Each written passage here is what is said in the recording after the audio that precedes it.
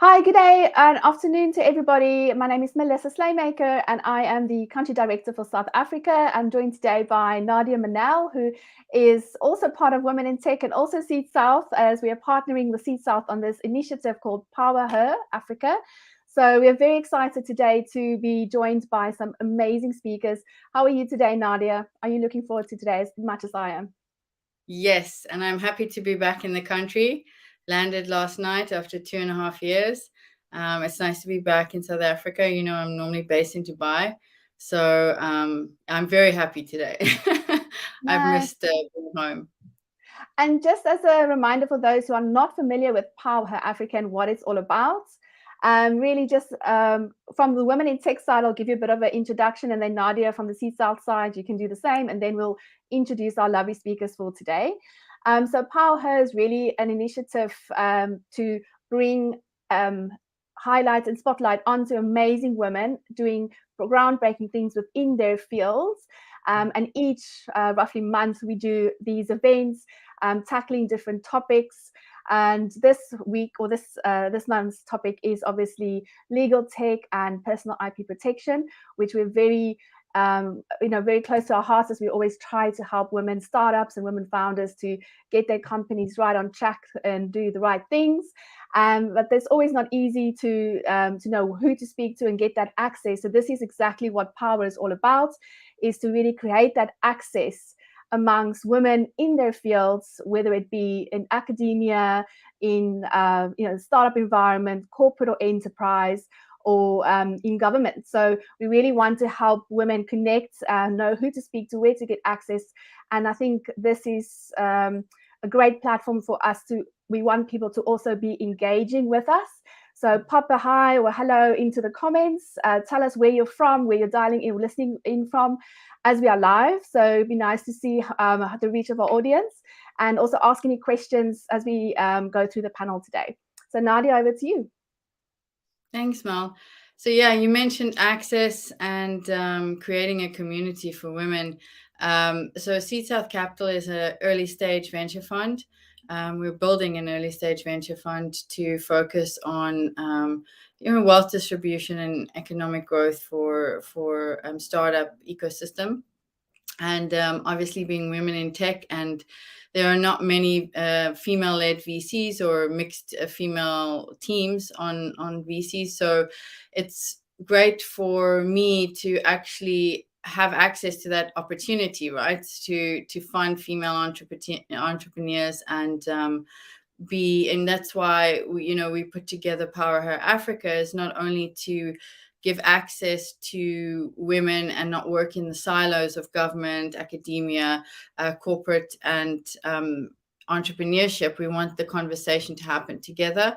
And as you know, Mel and I work together on Women in Tech as well. I'm the Chief Strategy Officer, and there we're focusing very much this year on also the Web3 and emerging technology. So Power Africa is very close to our hearts. We want to make sure that we cultivate an environment for women in the country where they can have a community to thrive in.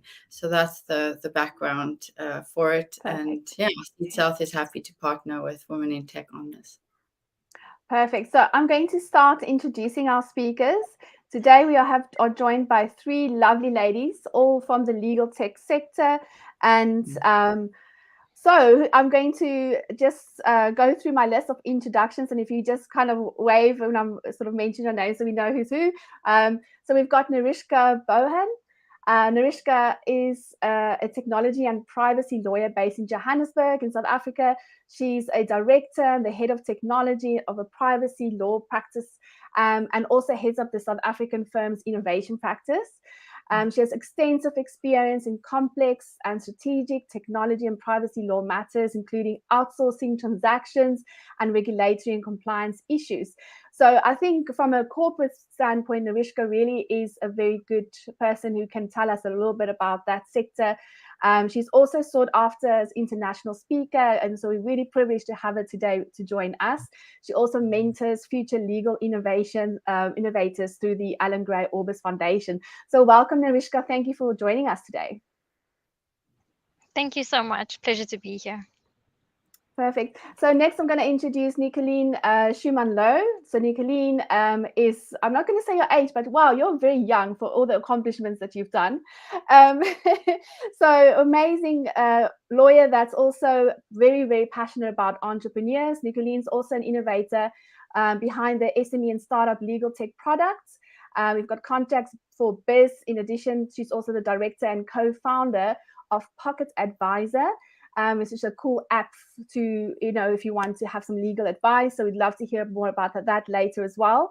Nicolene is very passionate about business and very conscious that about women in the legal team.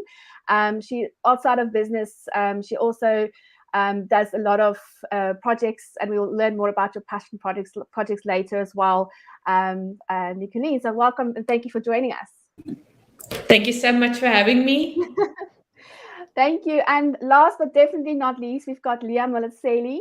Leah is also one of the Women in Tech South Africa's advisory board members, and she was part of the Women in Tech Awards, Global Awards last year. So this is how amazing this panel is today. Really privileged to have all of you on board. A bit about Leah: she's also a lawyer. She's published legal tech author and speaker, and a legal tech and innovation specialist who currently holds the role of head of business development at Legal Interact. She focuses on the intersections between law innovation and technology, using the expertise to educate and empower the legal market. So that's amazing. Thank you so much, Leah. And we'll hear more about your projects that you've been up to. So, I mean, just as a kickoff today, do you still think, even in legal tech as a sector, that there is still a gender gap? And do you think that, working in the industry sector, maybe Leah, if I start with you, what are your thoughts on that? Actually answered a similar question this morning. Legal tech is very open for women, and just for context, so there's tech law, which probably Nurushka is well more placed to have a conversation about. But legal tech as a sector is typically technologies that are developed in the delivery of legal services, or for people to be able to access legal services easier. So in terms of what I do, it's not tied to a specific type of law in terms of tech law. It's really the technology side of it that make things easier for lawyers. Now, coming back to it, my experience has been welcoming. It was a bit harder as a startup founder, because I was competing with other tech startups. And as you know, right now on the continent, fintech is quite huge, in terms of funding and access there too. But I mean, we're getting there. For example, last week, we just had literally our first in the world syndicated VC fund that's dedicated to legal technology. So it's getting there.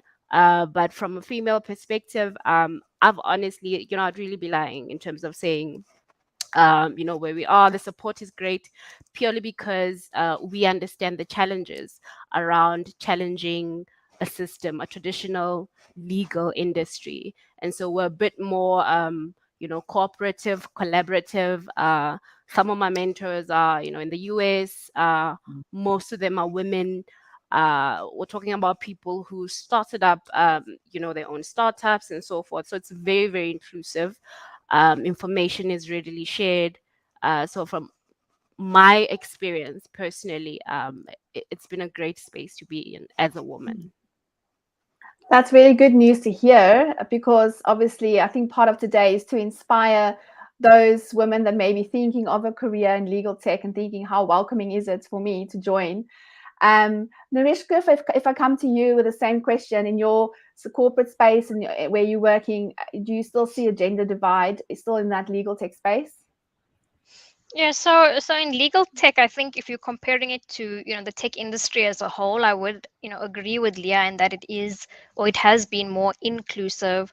Definitely you still find gaps, especially when the more technical you get, if that makes sense. That the techies in the background often still tend to go in one direction. However, the legal tech industry itself and the faces that have really built the industry over the years have been a lot of very impressive women, people like Leah Molesselli, who have been groundbreakers in their space.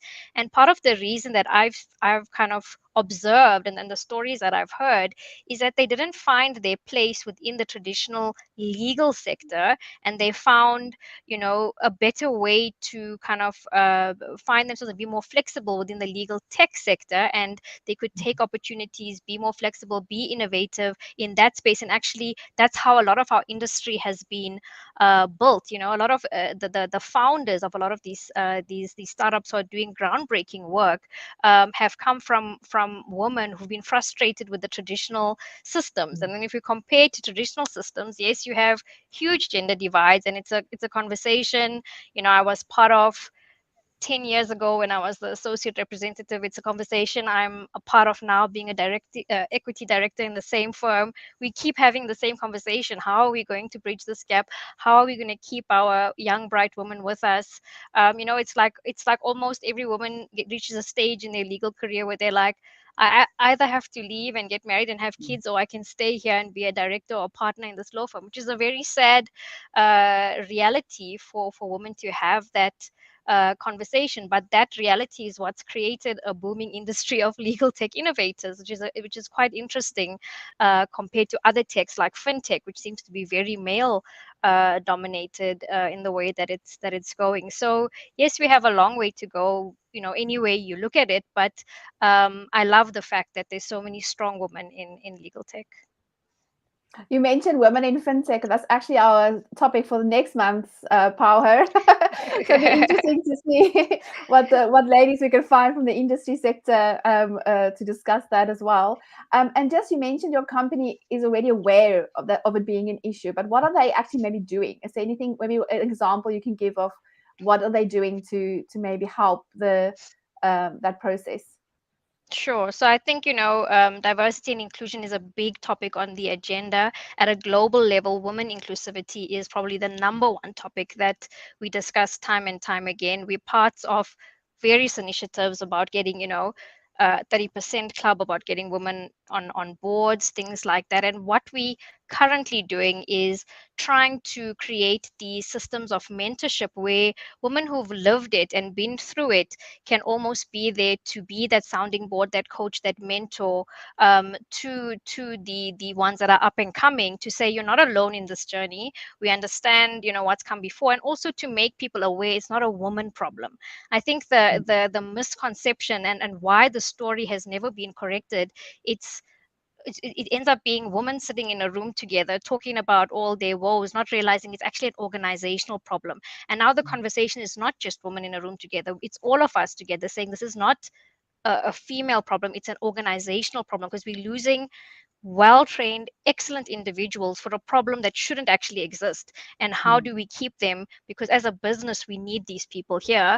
They are valuable resources. And I think the change in mentality from it's a woman problem and you must figure out how to sort it out, to it's an organizational problem. And as an organization, we need to retain these valuable resources. I think that's what's going to create the change and allow us to, really, I don't want to be having the conversation in the next 10 years. Let me just say that. So I'm hoping now Exactly. we're creating true change. Perfect. And Nicoline, I wanted to come to you as well with basically the same question. And you work in more of a startup environment and working in that, like, I guess similar to what Leah said, competing against probably a lot of males in your sector. Tell us a bit about your experience. Thank you for that. I echo what the panel has contributed so far. I do think from a legal tech point of view, much more inclusive than our traditional environments. We do need to do a lot of work in our traditional environments. So from a law firm point of view, I think we as an organization have embarked on various initiatives in order to be more flexible, in order to adopt various hybrid working environments and so on, in order to give not particularly our female staff, but everyone a little bit more flexibility. Legal practice is a extremely stressful environment, regardless of gender for a minute. And I think once we've managed to open those doors, we may be the first ones walking through those doors, but we would only be the first. And I agree, we wouldn't want to have this conversation 10 years from now. From a legal tech point of view, I do think, although it is more inclusive, the more technical we get in terms of the technology component, we do see that our programmers, our developers are not necessarily females. And I think that is maybe something to be aware of, and maybe an opportunity that exists for future entrants, not only to be legally proficient in regards to the delivery of legal services utilizing technology, but to be technically proficient when it comes to the technologies as well. Maybe that's the future of our profession in a few years' time. Who knows? But I think it is definitely more inclusive. And flip side to the users of these technologies, much more inclusive, much more accessible if we look at it from a user's point of view, than particularly maybe a segment of our market that was able to afford entry into the space of quality legal services. But through the use of technology, we are able to open it up to a much broader audience and make a much bigger impact.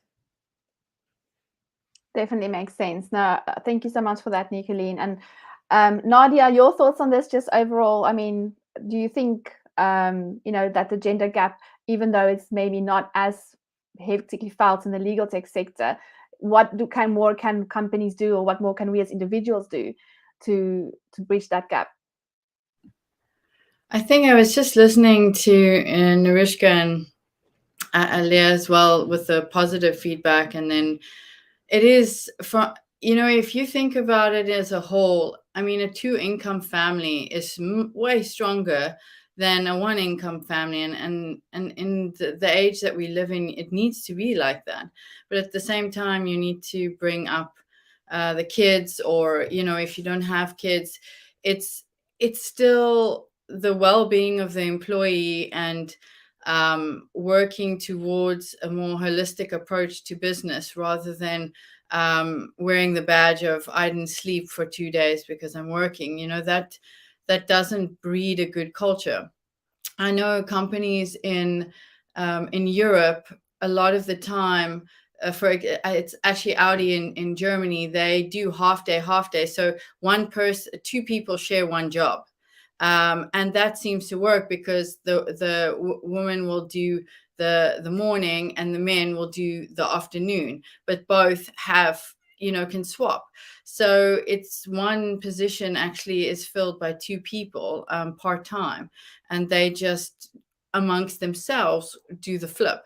And I thought that was innovative, but that's the only thing I've been seeing lately. I haven't seen any more innovation in the space, and families are going to continue to grow. So I think, yes, I really hope we don't talk about it in 10 years' time, but that's where the startup ecosystem is much better, because you can actually build your flexibility around your life, so And can I just say, there's a point also where there's an inherent responsibility on, the company or whoever that you work with also takes heed of, your circumstances. So for example, I'm a newbie in Joburg, and so I needed to come here and prepare before the children would come. And so what they did for me here at Legal Interact, I get to travel at least once a month and work 1 week per month in Bloemfontein.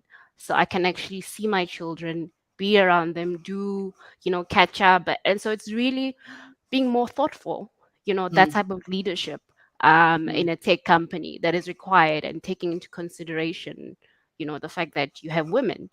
And listen, if you also show up for us, we will always show up for you, even more so, especially the mothers, because we are probably motivated beyond just let me get a paycheck, Definitely.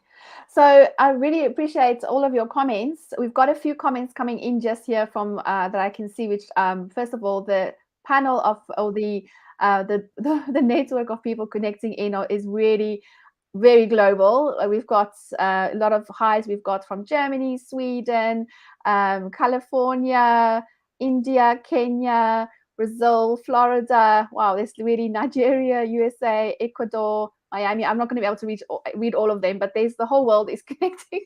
It's amazing the power of the internet, I guess. So in terms of the question, there was only one question so far that came in from Judy Amoroso. She said, what are your thoughts on women who are neurodiverse thinkers and the past to present in gaining employment and advancements? I don't know if anyone wants to tackle that question. It's a bit of a vague one, I guess, just in terms of neurodiverse thinkers. Yeah, I'll try. I think, with the recent advent, I would say, of mental health wellness in the workplace, I mean, I know at Norton Rose Fulbright is again a big topic on the agenda in terms of how do we be more inclusive for people that may have different needs depending on their neurodivergence, whether it be things like ADHD, autism spectrum disorder. And a lot of people, because of the lack of awareness that we've had till date, are only now getting diagnosed late in life, kind of like mid-30s, with a lot of neurodivergent mental health issues. So, one of the current things is, inattentive ADHD in women. Because we are so good at masking our symptoms, we've been brought up in a society and been told to act a certain way, and we've succeeded in life because we've put on this mask to come to work every day, but we're actually pulling so much energy by being another person in the workspace because that's who we were meant to be. And we're only now figuring these things out about ourselves. And if we can be an environment in our workplace where they're like, okay, we understand. And a lot of neurodivergent ADHD women end up going into entrepreneurship again for the flexible lifestyle, because they may just need to sleep for 2 days because that's just what their body needs to sleep Thursday and Friday, and will start again on Saturday. And as workplaces become more aware of these things, we can start then being more flexible. I think it's that flexibility to be inclusive of all types of people, all types of schedules, because we want to get the best from our people. And if we tell everybody you have to wake up at 8 on Monday and work till 5 every single day, Monday to Friday, and that's your schedule, if my best time is 2 a.m. to 6 a.m., you're not going to get my best because of your schedule. So I don't think we're there yet. I think we are in the awareness stage where we're actually figuring out what the issues are, who the people are, and people themselves are only figuring this about themselves. So we in the early stages, and I'm hoping we can get to a stage where, we can say, this is what we're doing, this is the programs we've implemented, these are the people who have these issues, who have come forward. I think today people would actually be very afraid to admit they have these there's very few people are even willing to say it, because you want to be labeled as, you've got some disability almost. It's not. It's just how your brain works differently, and you may just need a more flexible schedule to function. That's literally it. So yeah, it's one of those things that I think most companies are working on, and I hope we get it right. That's fantastic. Thank you. I really appreciate your answer. And I think Women in Tech as an organization is, they're very passionate about all diversity across, whether it's, obviously we focus on women to, bridge the gender gap, but we, really tackle the issues from diversity in, race or age or religion, or whether it's disability or your sexuality, doesn't matter. It's all about inclusivity, and it's about having diverse cultures to build our futures, and essentially having a better place to live in, and or to leave the world a better place to live in for our kids. I think that's what's definitely why we are so passionate about what we do. In moving on, I just wanted to ask you all, next question I have for the panel is around role models.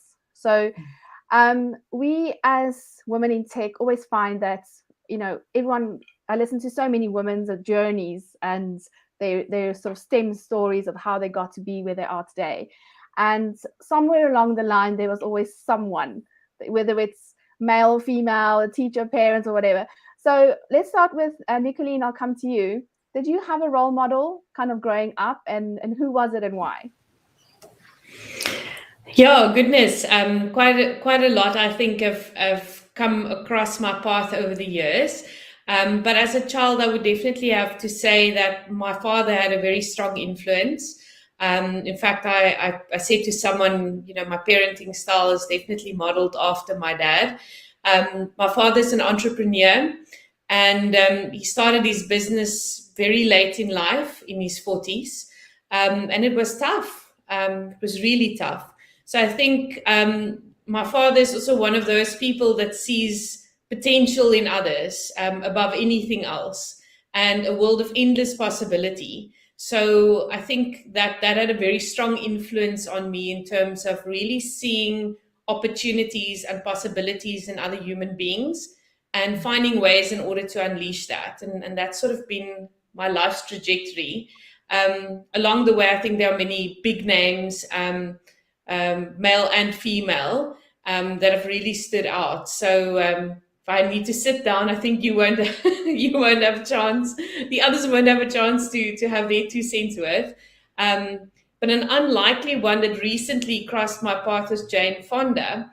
And because of the fact that she's really been an activist for many causes over a very long career, and she continues to do so even at her advanced age.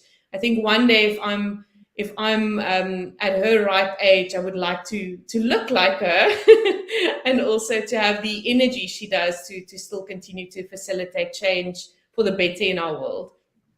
That's amazing. And Larishka, I'll come to you next. Do you have any role models growing up, and how important is it, do you think, especially for girls, to have role models that potentially look like them, or that they can aspire to be like? Sure. I mean, as a child, my role model was Richard Branson. Very much because I saw him as the ultimate entrepreneur. He created a brand that within his lifetime, and we were kind of witness to a brand being created in real time that will live beyond his lifetime. And that idea of creating something in my lifetime that can live beyond my lifetime and for generations after that, and that's always been something that stuck with me, and still an aspiration of mine till today. Whereas I guess other big brands that you see, I don't know when it was created, how long ago it was created. I don't know the person, and I haven't really heard of them. But for some reason, his story is one that stuck with me. And another role model that kind of stuck with me as kind of growing up days was Oprah. And not really because I wanted to be a talk show host, but more because of her wealth creation. And I'm like, wow, this is impressive.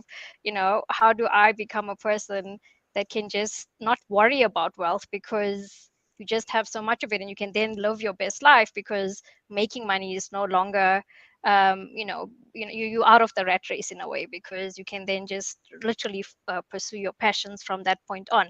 And maybe Oprah stood out because she was such a visual part, I guess, of everyone's life. I don't know whose life she wasn't a part of. And I guess that leads into your next question. The importance of having visual representation, I think, is very important. And I mean, I have a 2.5-year-old daughter, and I'm very deliberate in a lot of what I do and what she's exposed to.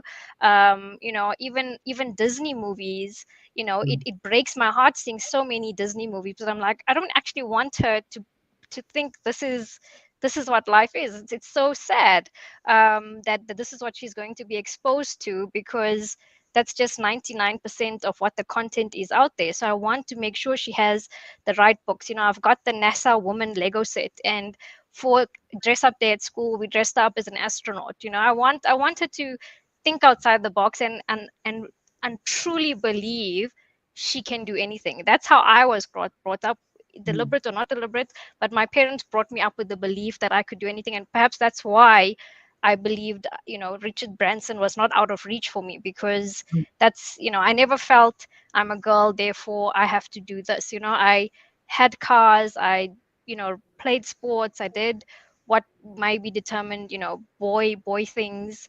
I never had that gender mindset as a child, and I want to make sure that my kids also don't feel I have to do this because I'm a boy, or because, and it goes both ways. And interestingly enough, and also debates that I have with my husband, I currently just have the one daughter, but let's just say I have a son, I'd also want him to grow up with that mindset. And it's actually more difficult that way. Society is less accepting of a boy who is gender diverse and a girl who is gender diverse, because I grew up as a gender diverse girl. I could, do boy things and get away with it quite easily, but a few hundred years ago you couldn't, whereas a boy in today's age can't, which is quite sad to me. And if I have a son, I will support anything that he wants to do. So it definitely goes both ways, but yeah, having the representation, so important. Thank you so much. And Leah, I'll come to you next for your just about the same question around role models. Who did you kind of look up to when you were growing up? I watched too much TV. The problem with being an only child, you're either stuck in books or you're stuck in music or television. And so for me, it was like Ally McBeal, and I know it's really stupid looking back, but I was like, oh, okay, so I can be a lawyer. And so I got obsessed with legal, TV shows, The Practice, Boston Legal. And that was my point of reference, purely because, I'm the first lawyer in my family. No one was in the legal industry. And so I had to build up, my own network coming in. And this is why, probably very selfish of me, but this is why I'm so vocal. You see me online, you see me accepting these types of conversations, because every other day I get an inbox, I get an email. Leah, how do I do this? It would be so great if we could have this conversation from a person who looks like me. And I think that is so powerful, because when you see someone who looks like you, it makes the dream so much more tangible. It makes it so much more real that, you know what, this is possible, that I too can. So that's growing up things. But, as I've progressed in my career, so I've shifted around a lot. I've been a lawyer, tech startup founder. Now I'm back in corporate. Yay. So the people that I look up to often reflect where I am or where I want to go in life. So when I started in legal tech, I'd be looking at people like Donna, the CEO and and founder of Documate in the US. Very prolific around the document automation space, on ensuring that lawyers actually, it shortens the space of document creation and so forth. You look at women like Mary O'Carroll. She's the former president of Clock, which is the corporate legal ops consortium, the biggest legal ops organization in the world. People like that that I look at and I'm like, geez, man, this is possible. And every day I feel like I'm getting closer to that.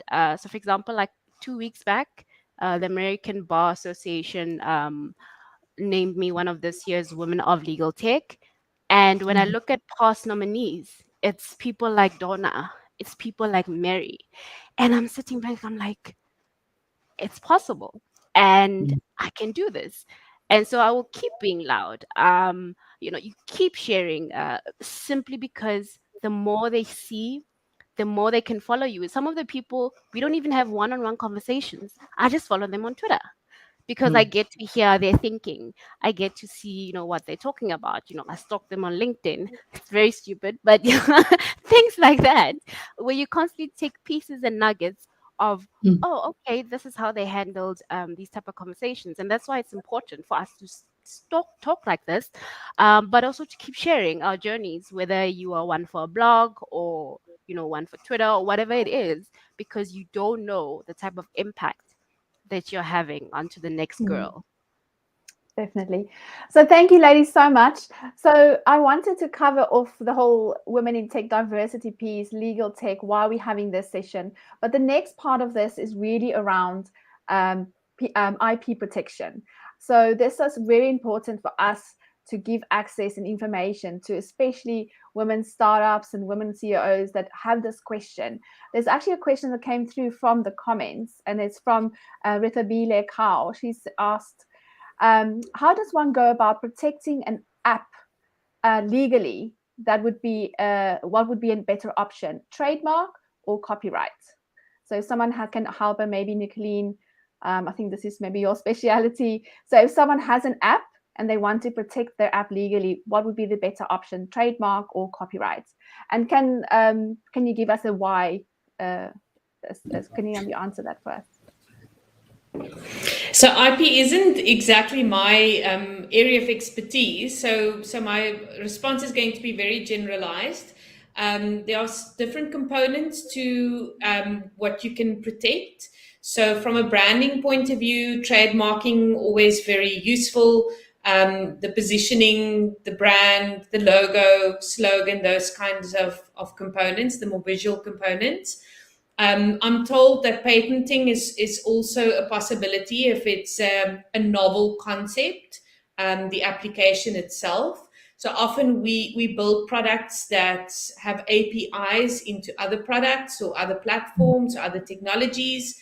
And as long as it's a novel application of it's potentially patentable. So I urge you to have a look into that. As for copyright, that's usually reserved to literary works and so on. So potentially content on the website could be protectable from a copyright point of view. And that would be my high level assessment of what can be done. I don't know if anyone else wants to weigh in on this one.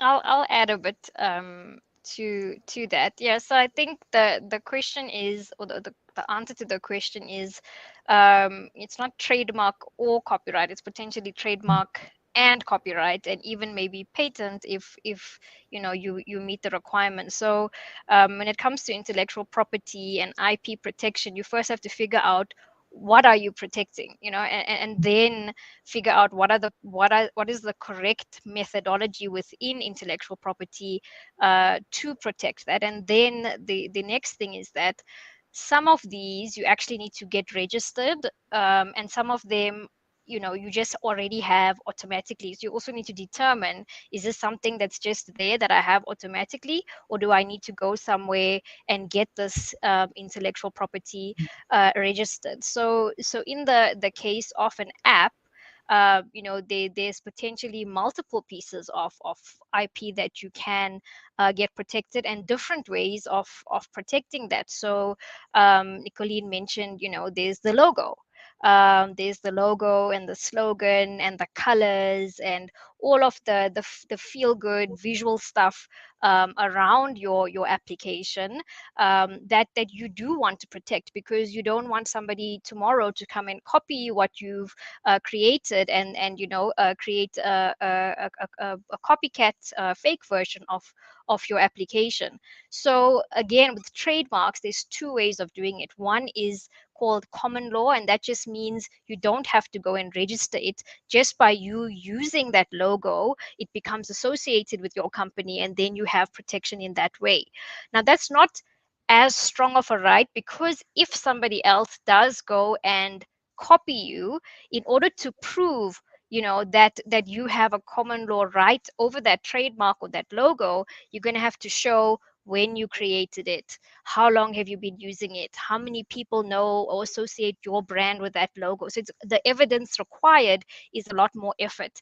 However, if you went and registered that trademark with a company office, now it's clear, your company owns this trademark, owns this logo, owns these colors, owns this layout, owns this slogan, whatever it is. And there's also many categories of trademarks. So you can even trademark a sound. I think the Harley Davidson sound of the motorcycle is a trademarked thing. So it's not just a logo. There's so many little categories. I think there's smells and what.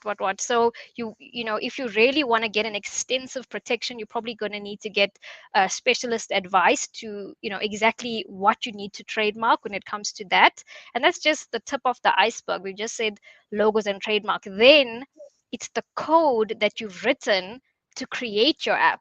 Now, code again is a very complex area, because software code itself, similarly to literary works, has copyright. So the same way you go and write a poem, and the same way you go and write a book, when you go off and type your code, you're actually creating copyright in that code automatically by creating it. Now, where the interesting part comes with code is the person who wants the code written is not often the same person who's doing the typing. Now, the law says the person who's doing the typing is the owner of that copyright. So if you now go and hire a developer to type your code for you, be very careful who actually owns your code at the end of the day, and who owns your application. If you didn't sign an agreement with this developer, there's a very high chance you don't actually own the copyright to your app, and the person who wrote that code has a stronger right than you to your own application. So the agreement is so important. You need to be very specific that the code written for this application by this developer that you are paying for will be owned by you. That is a very, very important thing, because there could be a dispute later on, and this person claims, a percentage of your fee or ownership or whatever it is, and you're not going to have any piece of paper to show that actually it's your code and your application. The other thing is this concept of open source. If you think developers sit there and type everything from a blank page, you are sorely mistaken. Developers are copy pasters. They're like, oh, you needed to do this. Okay, go to GitHub, copy this, drop. Go here, copy this, drop. Go here, copy this, drop. Now you are subjecting your application to multiple licenses before you even start, because every single time he's copied code or she's copied code from another repository, you are subject to an open source license. What does that mean? People think open source means free to use and do whatever you like with it. No, it just means you're subject to an open source license, which means you have to follow the terms of that license, which may mean you need to keep your source code open as well for other people to look at. So if you want to keep your IP closed, you actually should not be using open source, because think about the difference between iOS, Apple, and Android. iOS is a closed platform. It's proprietary to Apple. Nobody has access and nobody can see the code behind an Apple phone. Android is open source. We can actually go and review the Android code, and that's why so many phones have Android, because it's an open source platform and it can be used on multiple devices. So if you don't want your application to be open source, you need to figure out where's that code coming from. So there's a lot of things to consider, and you need to make sure you've got these things thought of before you engage somebody to build your applications for you. There's some great comments here. Sorry, I didn't mean to share the comments on the screen. No problem. But there were some great comments here I wanted to share with you guys.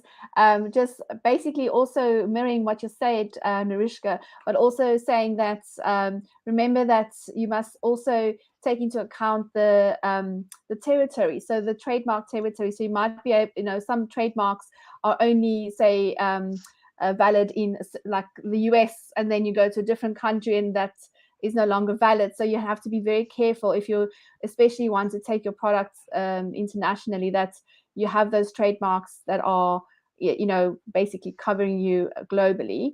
And there's some great comments here from Kim Koshal. She says they had to learn the hard way through their tech company the first time.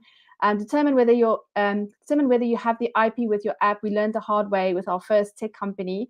That we should have initiated the patent process. So with their second tech company, they started the patent process in the US, filed the patent with a PCT, and your patent in your country. So it's all about make sure that it's in the right country, so that your trademark basically covers you throughout. So some great conversations going on here in the comments as well. So I think the topic of protecting your IP is becoming more and more important, as I think there's more and more startups that are coming to light. I think we're just especially with the pandemic, people's work circumstances might have changed, or they might have done side hustles that have now become more for sort of companies. So just in your in your opinions, for a startup, what are the first things that they should think of, and where to go, the access points? Where should they go if they're based in South Africa to get their IP protected? Maybe if I start with you, Leah, Can you, anyone, everyone wants to go? Seeing as I no longer practice or working around Lenoma, I prefer not to engage in these types of Okay. legal advice, lest I get myself into trouble. So I'd leave it to the two ladies to assist. So, anyone wants to comment? Or Nadia, maybe you can give us advice if you have anything to add to. Well, I mean, just being in the startup space is extremely expensive, I know a lot of companies have startup packages, but a lot of the time that's still not good enough because the attention's not given. Extra attention needs to be given to a startup versus someone who's done it a few times. So what we found, or what I've found, speaking on a personal level in the market, mentoring startups as well, is the language that's used, the cost applied to it, all of that. I mean, a corporate almost doesn't suit a startup, a big legal firm. It doesn't suit a startup in that process. So maybe I haven't come across legal firms that I feel have quite nailed it on the head when it comes to creating startup packages, but not just price point, but also taking them through the journey and looking after them to get to that point. So I don't really have experience in that. Us as a fund, it's a little bit different. And the startups I work with across the board in Africa and Middle East, they've really struggled from a cost perspective, from a help perspective, from a understanding the legalities perspective, So I'd love for either Narishka or Nicolene to give that advice on the best way to go about it. Before they start, just from a legal tech perspective, in South Africa, there are multiple legal tech startups that are focused on startups and small businesses. I would have said Lenoma, but that's not a thing anymore. So I'd recommend if they can go to africannewlaw.com. It has a repository of literally all the legal tech startups that you can think of on the continent, not just only in South Africa. And then they can just search the different area. It will pop up whatever the specific service that you're looking for, and not necessarily just for IP, services.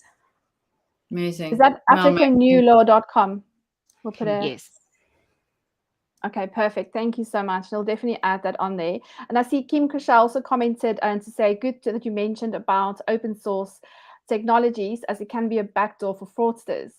So like you mentioned, with everything now being open source, is easier because it's pretty much drag and drop or copy and paste sort of code.